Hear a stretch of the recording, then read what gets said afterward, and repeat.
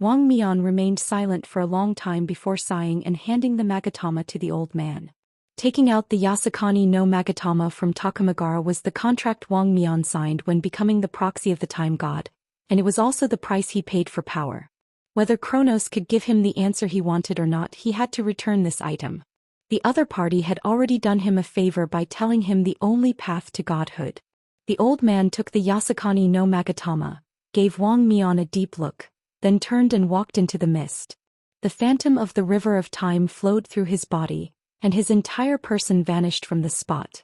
After he left, the floating giant cherry blossom tree rapidly withered, turning to dust that swirled in the air, and the new shops on both sides quickly aged and dispersed, returning to their original appearance.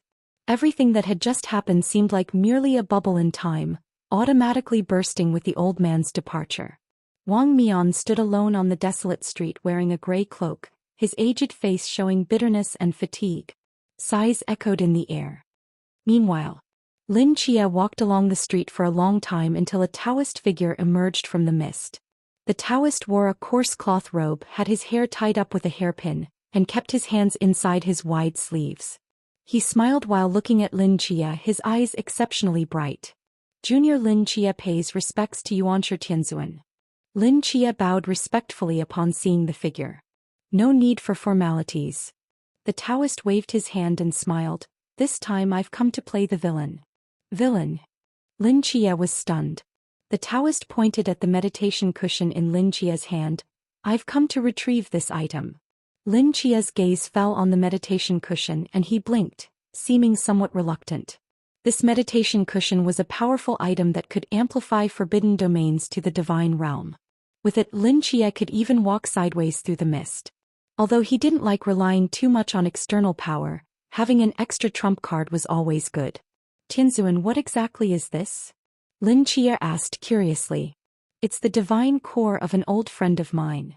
The Taoist spoke slowly. A few years ago when I had just awakened from reincarnation, that person from Disya who traveled back from the future found me and explained the cause and effect of this catastrophe, hoping I could help resolve this crisis for Disya.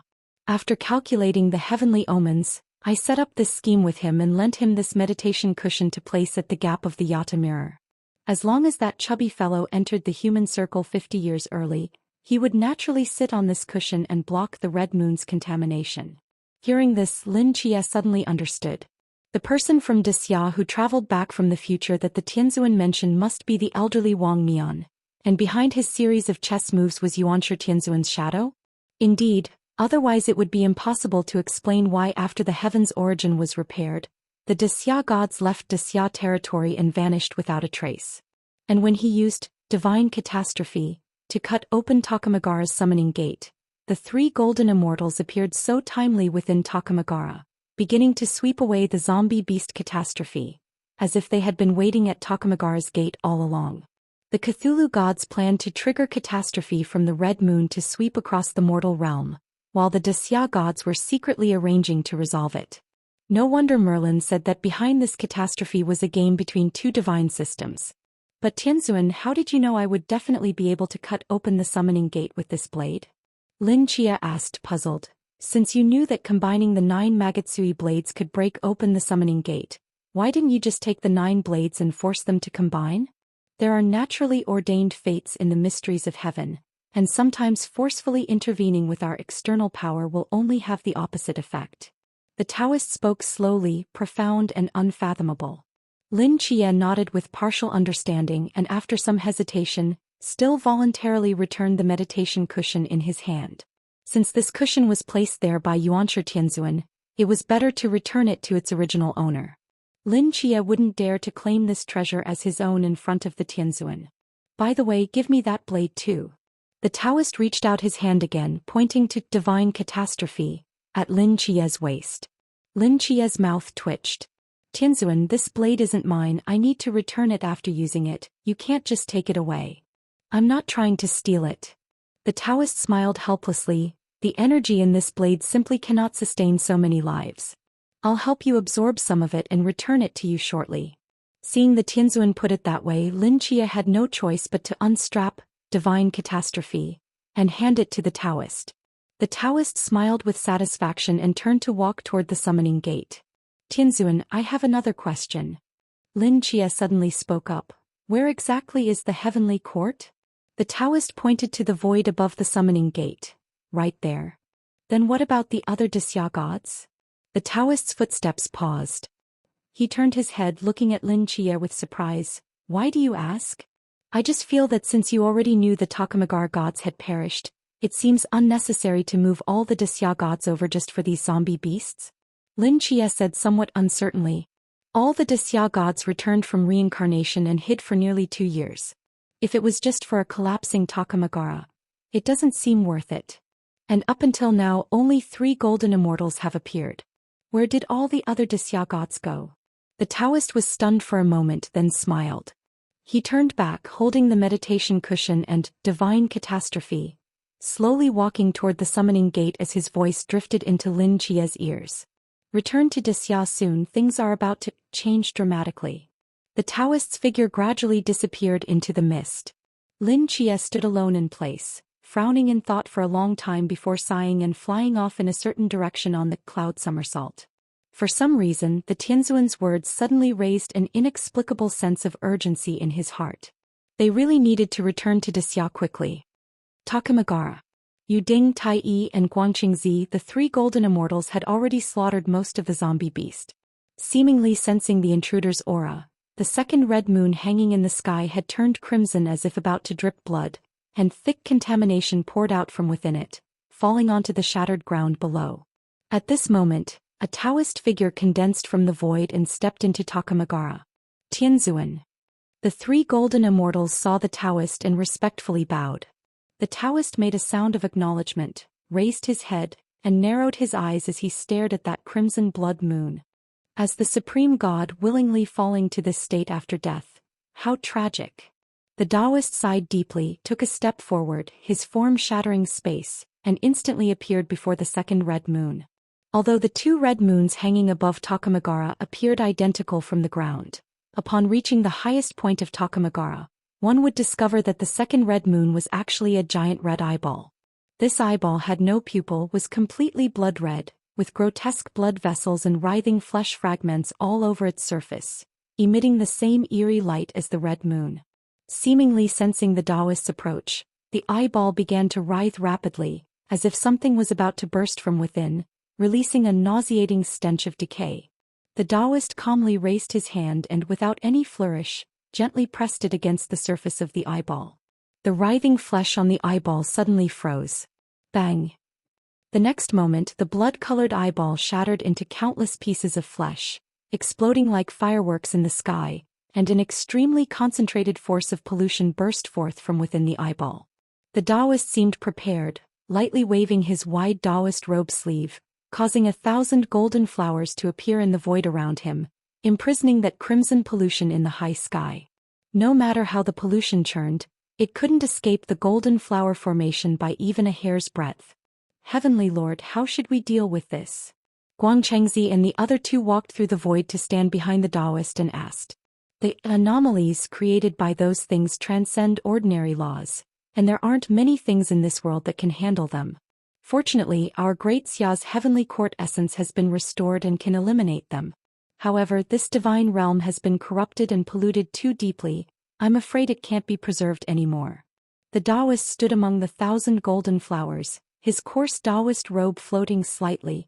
You all withdraw first, Master will sever this divine realm along with the evil spirits within it. Guangchengzi and the other 2 exchanged glances. Yes. The 3 figures flickered and disappeared from Takamagara. The Taoist stood alone at the peak of the blood-colored divine realm, looked up at the single remaining red moon in the sky, his eyes flickering with light. Our great Xia deities have laid dormant for 2 years. This day has finally come. He muttered to himself. The Taoist slowly extended his right hand, joining his index and middle fingers, and pointed distantly toward the sky above Takamagara. Heavenly Court. Boom.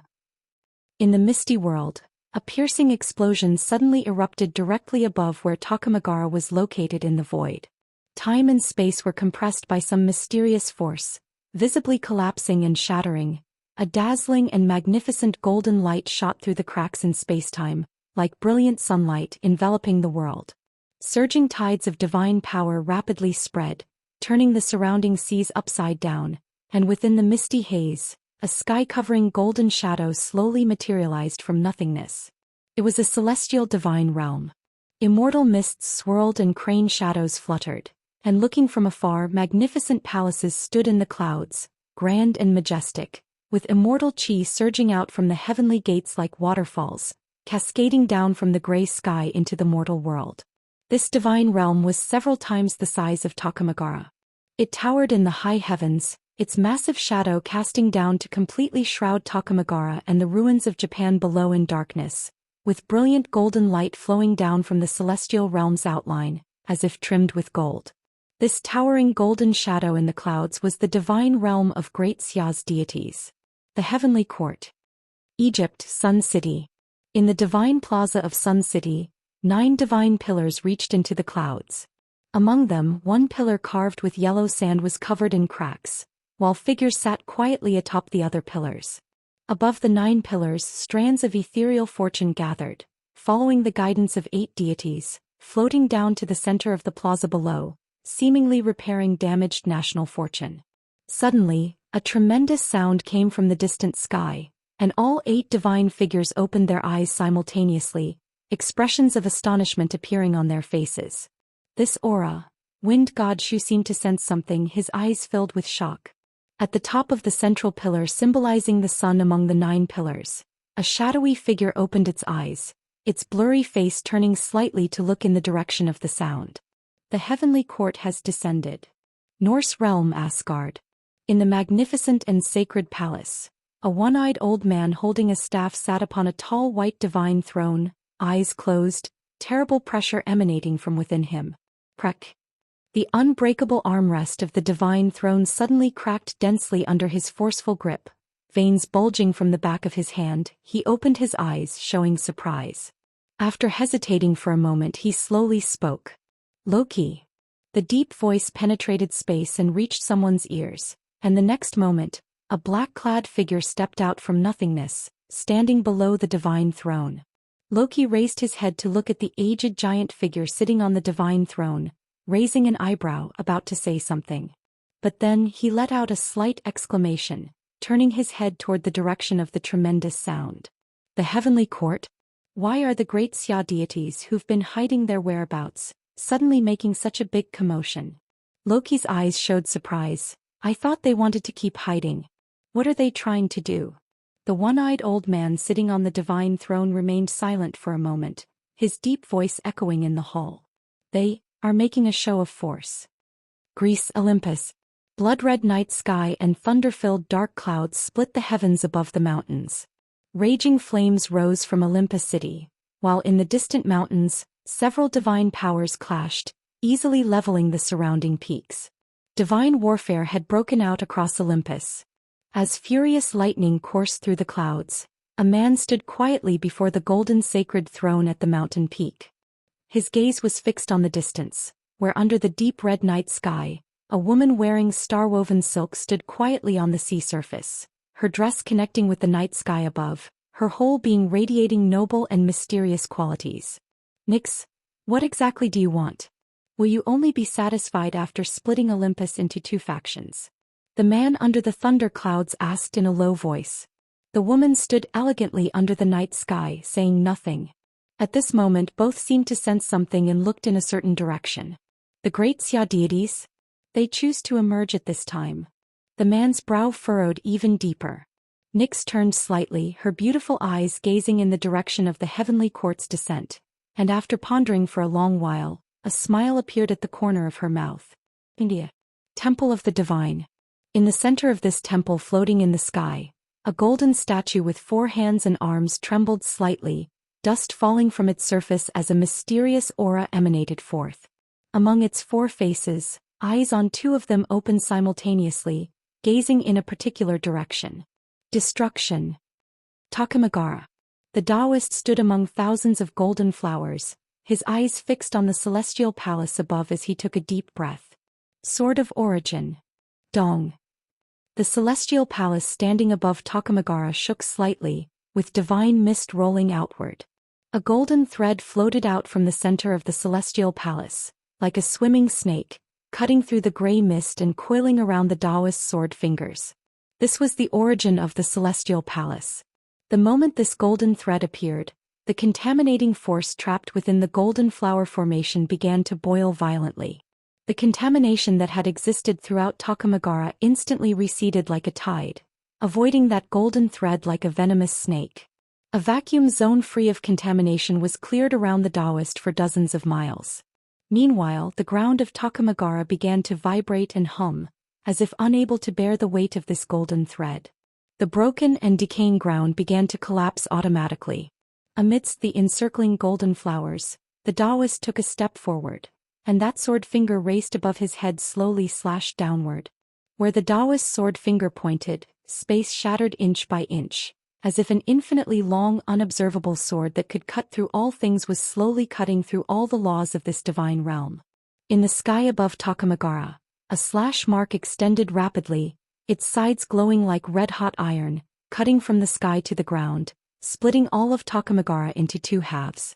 One sword strike split Takamagara. With the dancing of the golden thread, Takamagara split in two, along with its contaminating force, rapidly collapsed and dispersed into nothingness.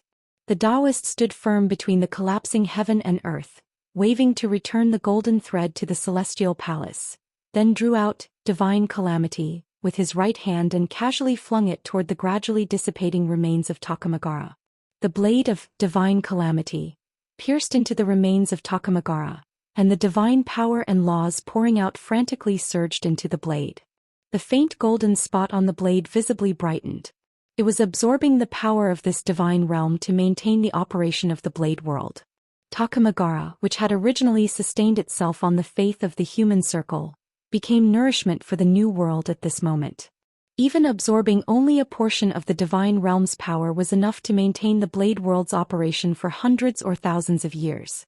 When the blade had absorbed energy to its limit, the black and gold blade automatically withdrew from Takamagara's remains and flew back into its scabbard in the Taoist's hand. The Taoist smiled slightly, flicked his finger against the blade, and divine calamity vanished into thin air. Misty Japan. And Qingyu meticulously put away the surgical instruments and walked over to the unconscious Yuzuri Takeshiro in his white coat, gently patting his shoulder. Lying on the operating table, Yuzuri Takeshiro's eyelids trembled slightly before opening, and after a brief moment of confusion his gaze turned to Qingyu beside him. "Brother Qingyu, is it over?" "Yes, you're fully healed now." Qingyu helped him up from the operating table and smiled. "The genetic defect has been perfectly corrected and your old illness won't recur. Except for some loss of lifespan, everything else has returned to normal." Yuzuri Takeshiro smiled. "Thank you, Brother Qingyu." "You're welcome." Qingyu, come out quickly and look." Bailey Pangpang ran back into the room hurriedly, pointing outside in shock. "The celestial palace. It's appeared." Qingyu was startled and quickly walked out of the house with Yuzuri Takeshiro, looking up at the sky.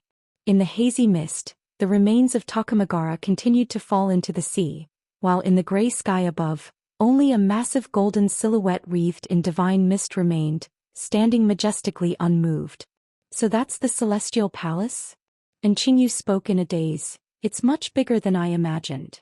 The celestial palace has appeared, but where are the gods of Great Xia?" Chao Yuan carefully stared at the surroundings of the celestial palace and asked puzzledly, "Besides the three figures that just flew up, I don't see any other Great Xia gods. They must be staying inside the celestial palace." Bailey Pongpong's eyes sparkled. "Let's fly up and take a look. I want to see Chang'e, the 7 fairies, the 9 heavens mysterious lady. That's a divine realm after all, we can't just go as we please." Shin Qingzhu shook his head. As they were talking, a deep red figure rapidly flew down from the clouds. "Seven Knight is back." Bailey Pongpong's eyes lit up when he saw that person. Lin Chia jumped down from the somersault cloud and looked up at the celestial palace above, his eyes narrowing slightly. "We should return to Great Xia now." Lin Chia spoke seriously. "With the celestial palace's descent, the misty world will likely fall into chaos soon. It's too dangerous to stay outside." Bailey Pangpang and the others exchanged glances and nodded. Takeshiro, what about you? Lin Chia's gaze fell on Yuzuri Takeshiro. The human circle is destroyed. What are your plans? I don't know. Yuzuri Takeshiro scratched his head and smiled bitterly.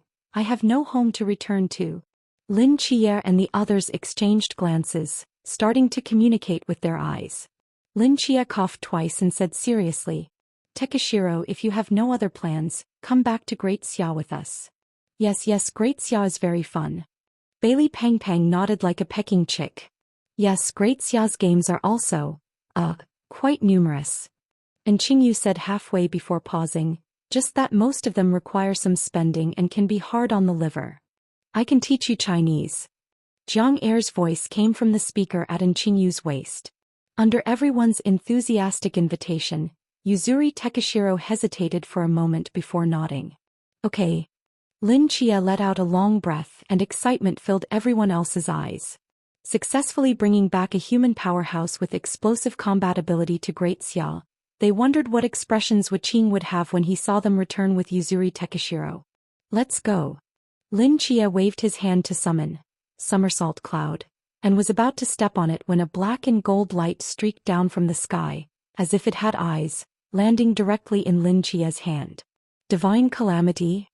Lin Chia held the blade and turned to look at the celestial palace, where among the swirling divine mist, a Taoist figure was looking in his direction, seeming to smile. Lin Chia bowed deeply, then led everyone onto the somersault cloud, rising from the ground and flying rapidly toward Great Xia. From this day forward there will be no more Takamagara. Standing at the edge of the heavenly court, Tei Jinren gazed down at the remnants of Takamagara falling into the sea and couldn't help but sigh. That divine realm had been corrupted for too long and was already completely decayed. Bringing it down to earth didn't require much of the heavenly court's power, Guang Qingzi slowly said.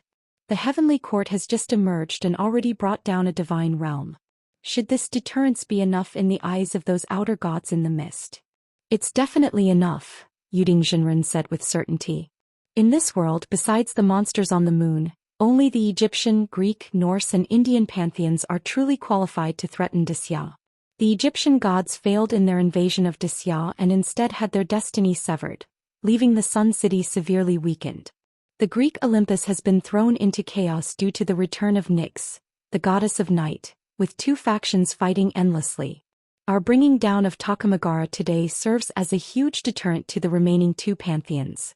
They believe Dixia is now impregnable with the heavenly court gods stationed here, and will certainly be cautious, spending more time and energy preparing to join forces to deliver a fatal blow to our Dixia.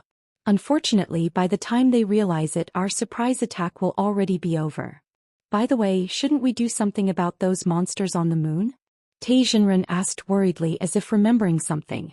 The Heavenly Lord said we don't need to deal with them for now, Yuding Jinren replied. Those monsters trying to break free from their cage will be handled by someone. The moon. Under the pitch-black deep space, the gray-white ground seemed endless, with scattered impact craters all around. Among the twinkling stars in the dead universe, a figure flew over from the blue planet. In the center of an enormous crater, a figure stood like a statue, 6 huge white wings extending from its back, its entire body radiating golden light, incomparably divine. Suddenly, this figure that had stood there for who knows how long, slightly trembled. Those tightly closed eyes slowly opened, revealing furnace-like eyes that almost overshadowed the sun's light behind them. Endless divine might emanated from its body, descending upon the ground. It turned its head looking toward the other end of the horizon. Under the star-studded deep space, an old man in black slowly approached. The moment he appeared, the dust floating above the broken ground instantly froze in the air. Light and shadow became fixed behind him as if time had been paused. Seeing that person, the furnaces burning in Michael's eyes gradually extinguished. After a moment of silence, a voice of indeterminate gender resonated in the black-robed old man's mind. You're a year late. Finding that thing took some time, Kronos' voice echoed in Michael's mind. The black-robed old man extended his hand, revealing a magatama with a broken corner lying quietly in his palm. The divine artifact Yasakani no Magatama. He clenched his fist, the image of time's river flickering in his eyes. Time rapidly reversed around him, and after a few seconds when he opened his palm again, the Magatama had been restored to its original state.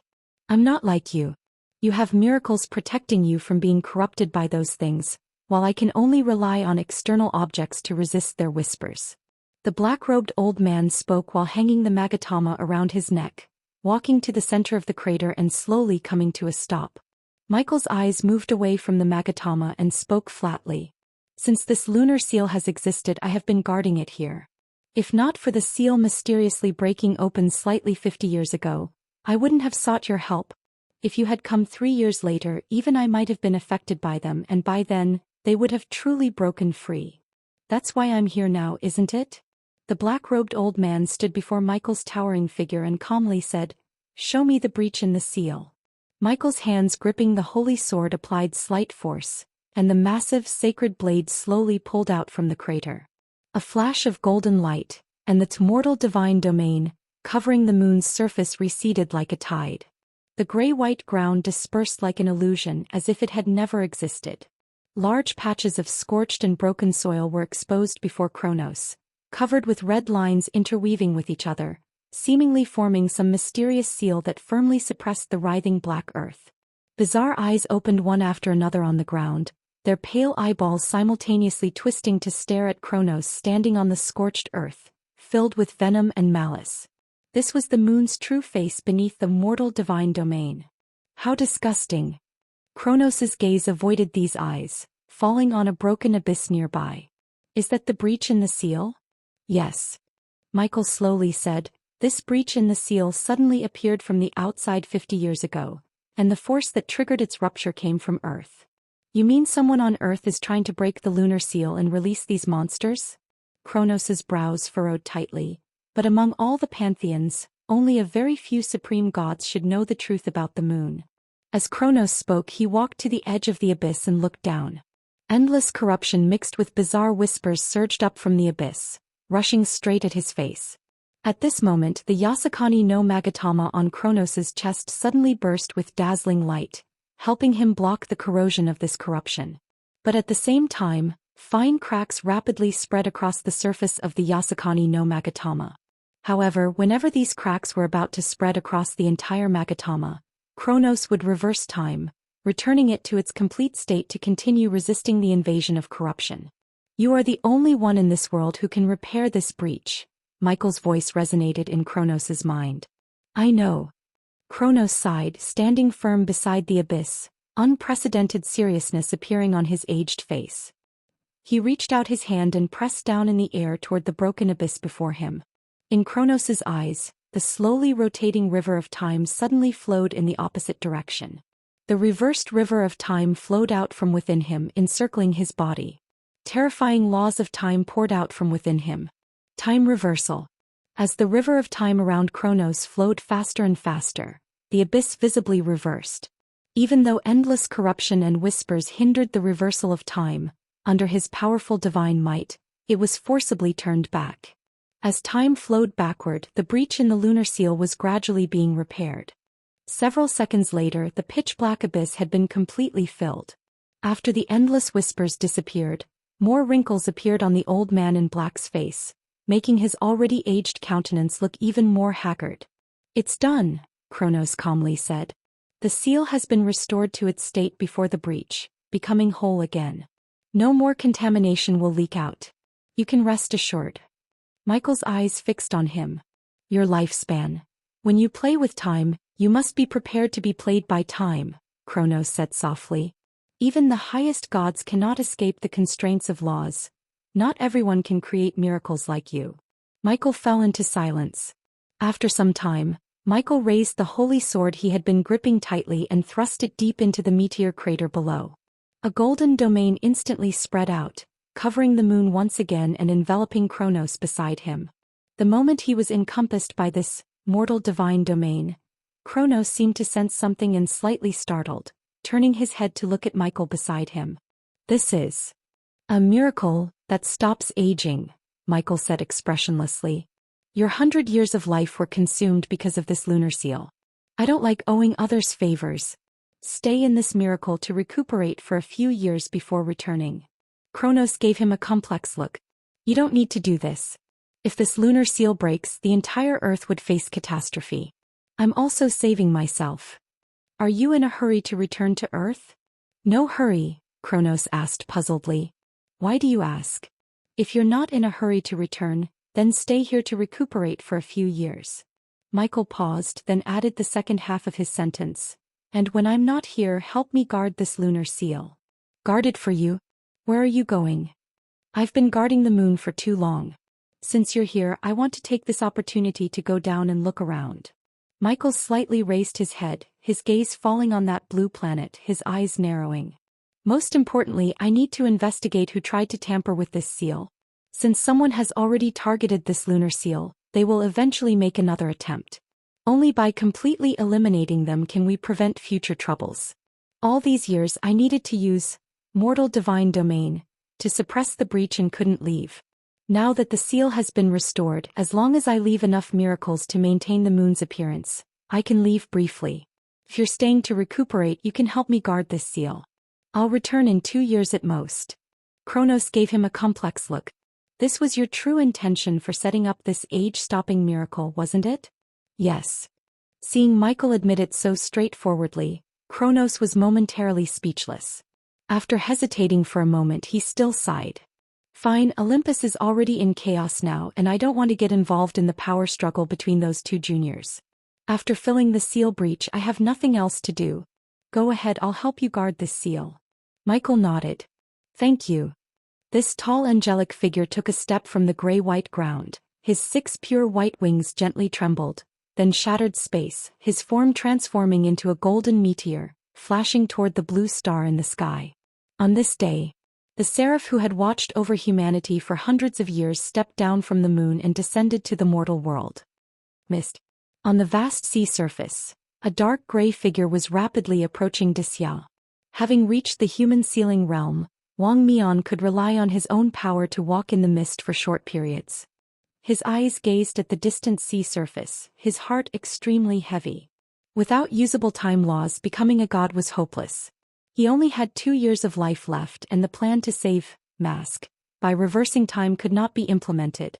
His heart was just like this misty sea surface. Looking out, there was nothing but confusion. After some time, a black dot appeared out of nowhere on the distant horizon. Wang Mian startled and stopped.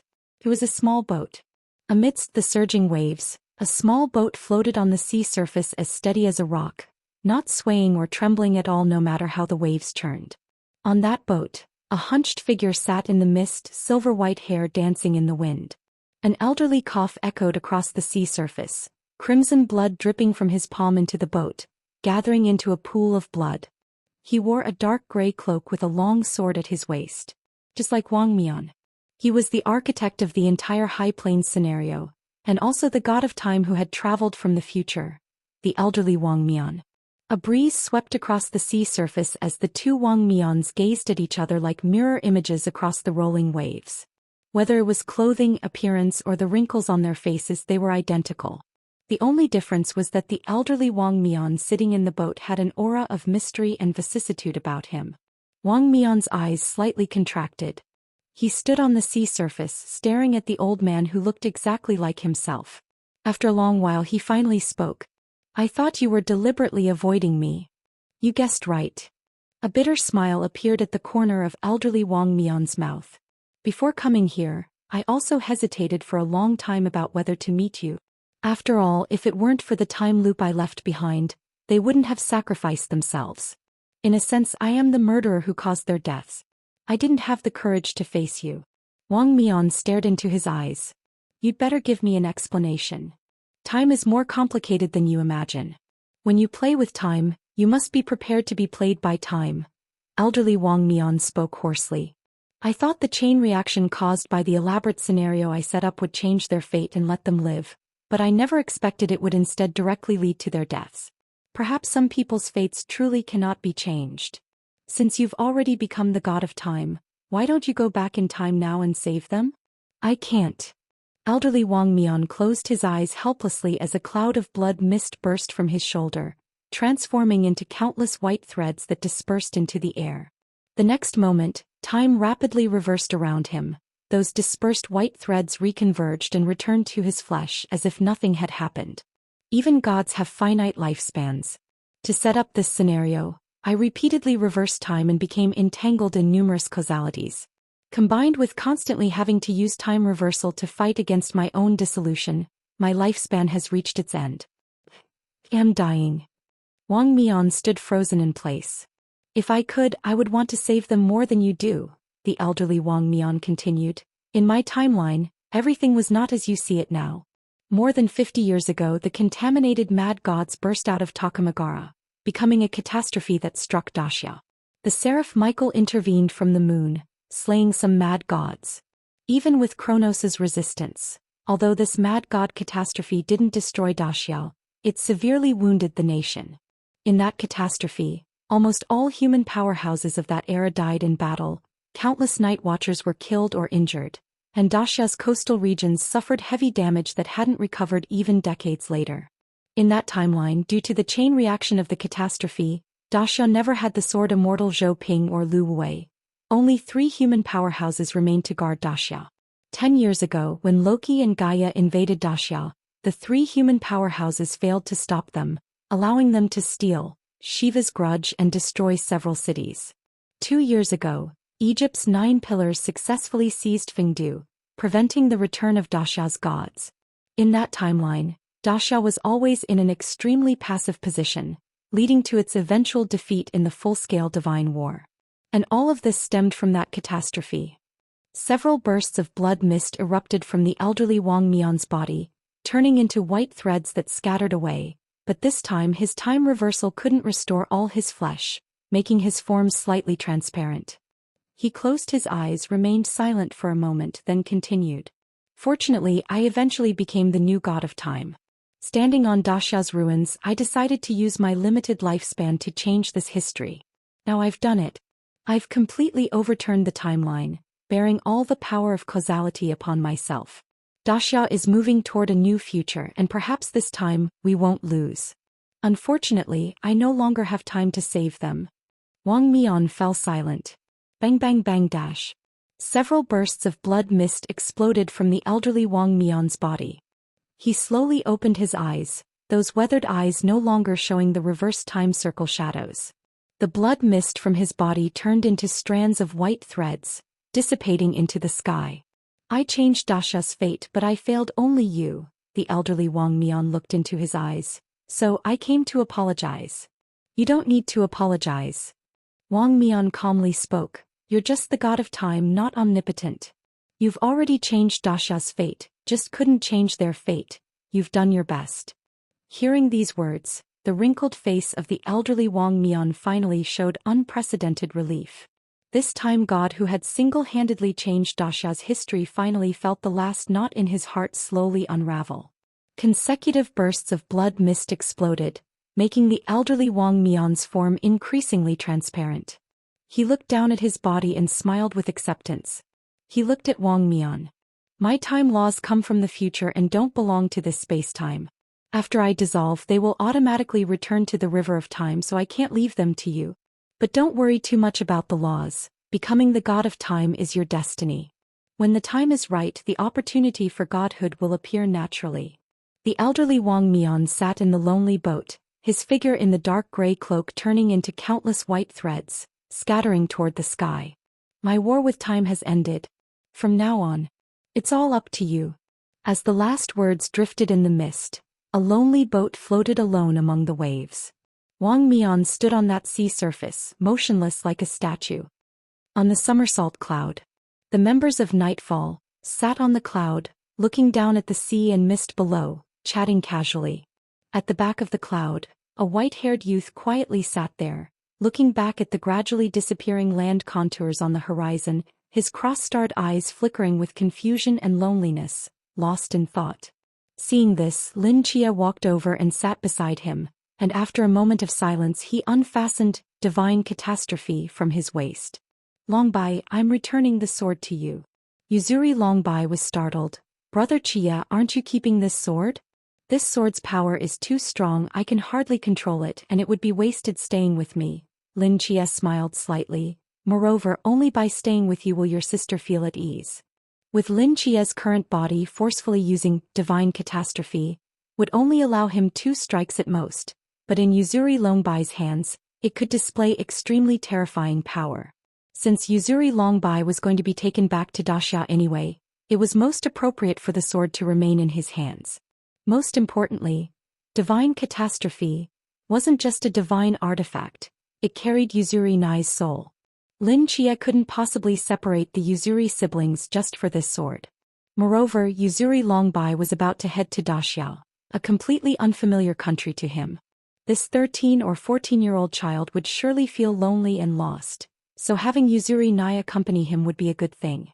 After hesitating for a moment, Yuzuri Longbai nodded and gently held divine catastrophe in his arms.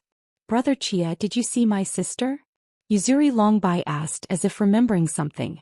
"Yes," Lin Chia nodded. "Don't be too sad, she's just become a soul form, she hasn't truly died." "I know." Yuzuri Longbai smiled.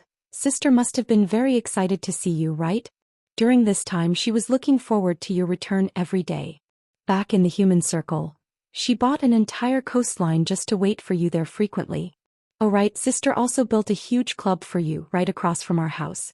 Brother Chia, if you saw it you'd definitely be surprised.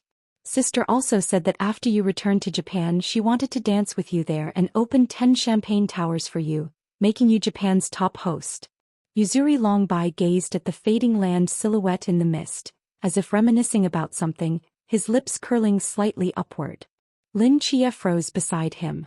As if remembering something, he suddenly sat up on the somersault cloud. "Longbai, perhaps I need to borrow that sword one more time," Lin Chia said seriously. Yuzuri Longbai was startled but handed divine catastrophe to Lin Chia without hesitation, asking puzzled, "Brother Chia, what are you going to do?"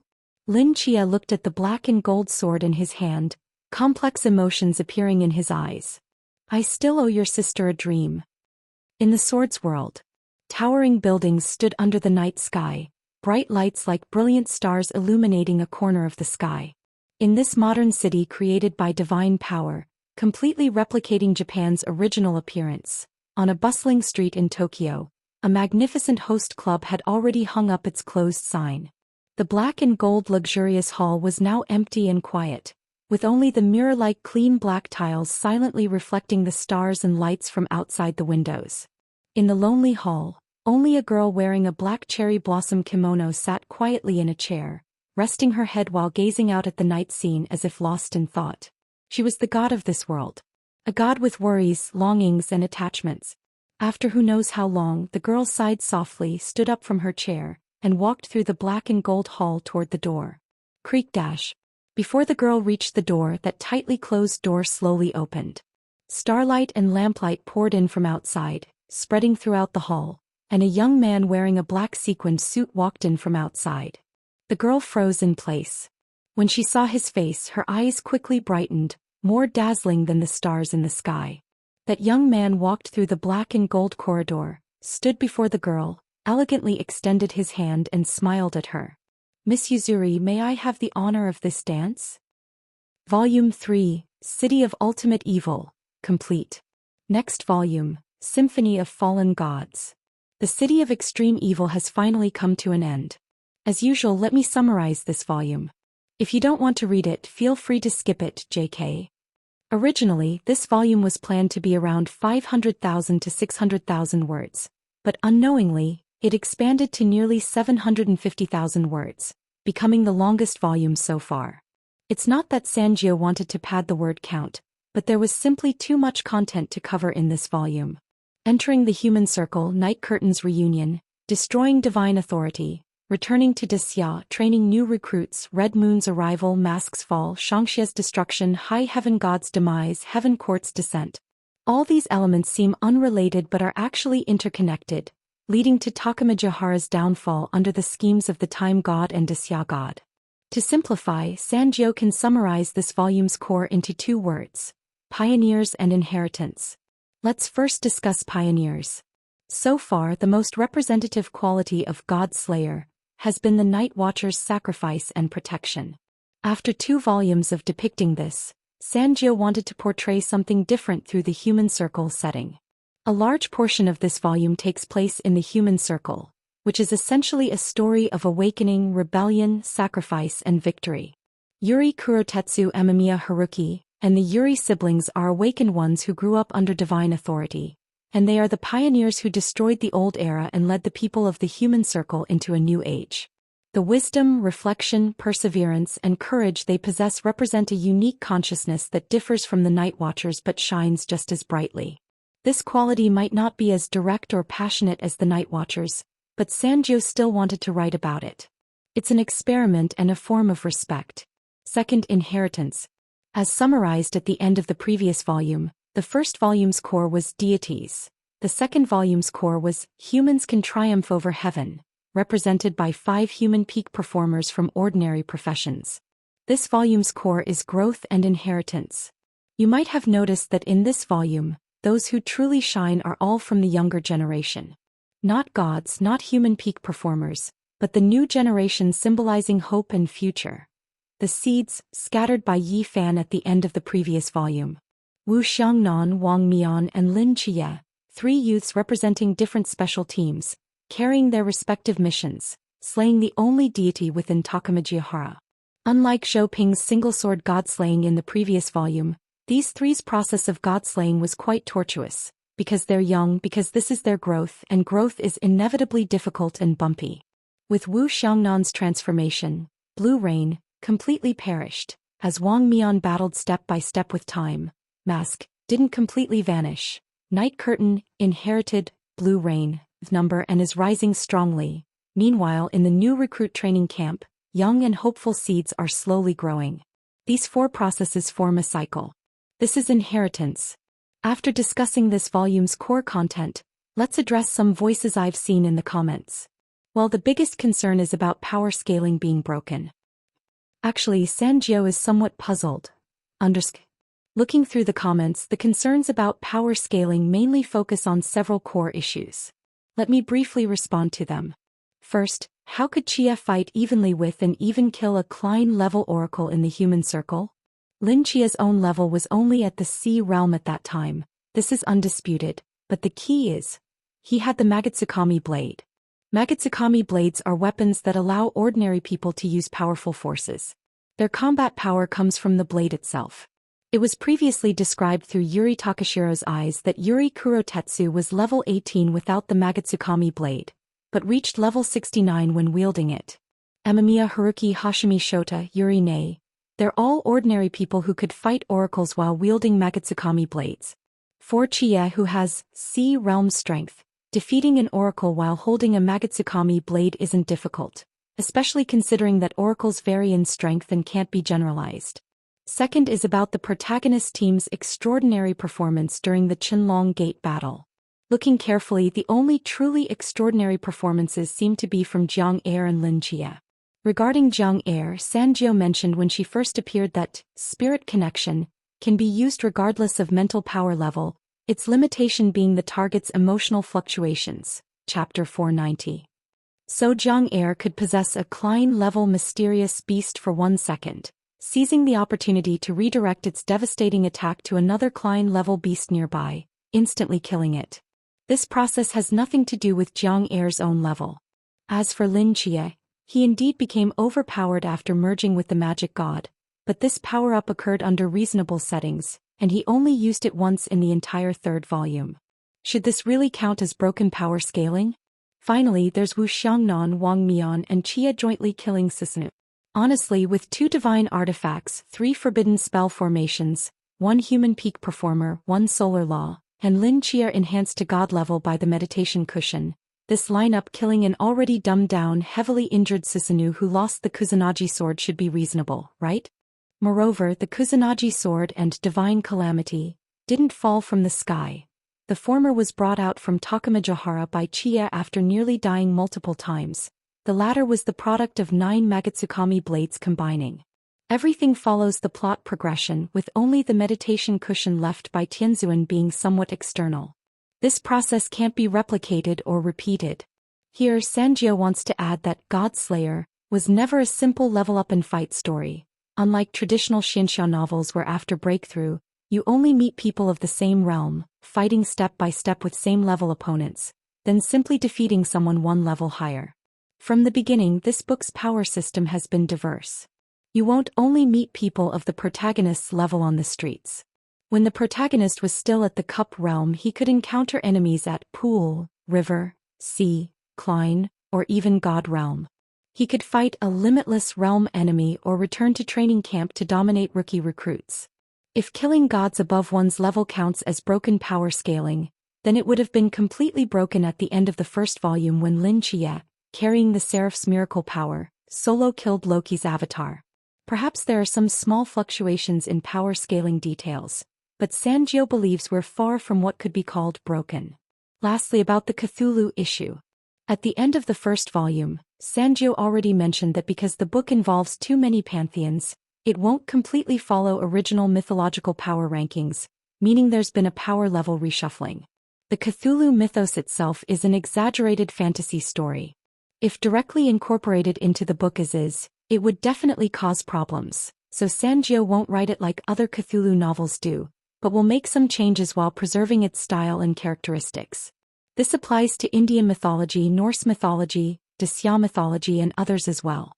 So far, we're past the halfway point of this book. The upcoming volumes definitely won't be as long as this one, and won't have such extensive human circle content. At most, it will exist as a minor side story. Starting from the next volume, we'll begin the full-scale divine war. Well, this concludes the summary of this volume. Egypt. The city of the sun. The blazing sun hung like a burning furnace above this ancient and majestic city, where brick and stone buildings stood tall, reaching into the clouds, shining like gold bricks in the sunlight. At the highest point of this sun city, at the center of 9 towering divine pillars, the ethereal figure sitting cross-legged on the solar pillar slowly opened its eyes. His brows slightly furrowed. Why is my spirit so unsettled? His gaze swept across the ancient city below his feet, finding nothing unusual, then lifted his eyes to look into the distant void. The other 8 pillar gods noticed the sun god's unusual behavior and opened their eyes, seemingly puzzled. Is it Dacia? Wind god Shu speculated. Is it because the heavenly court has descended and destroyed Takamagara, bringing us a threat? Although Takamagara's power wasn't comparable to our ancient divine nations, it was still one of the world's major pantheons.